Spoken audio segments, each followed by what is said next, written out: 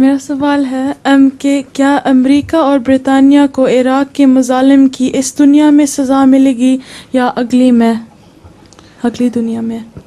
اگلی دنیا میں تو ملے گی، اس دنیا میں بھی کوئی بعید نہیں کہ ملے، کیونکہ دعا کرنی چاہیے اللہم مزقہم کل ممزق وساحقہم تسیقا، اے اللہ تعالیٰ ان کو ٹکڑے ٹکڑے کر دے اور پیس دے۔ تو یہ دعا جو ہے اس کے نتیجے میں کوئی نہ کوئی سزا ان کے اوپر ضرور ہونے والی ہے، نازل ہونے والی ہے۔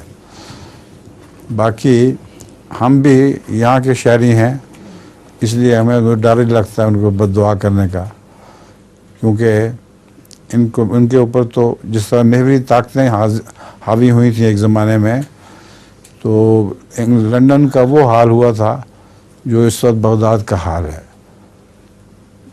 ریزہ ریزہ ہو گیا تھا۔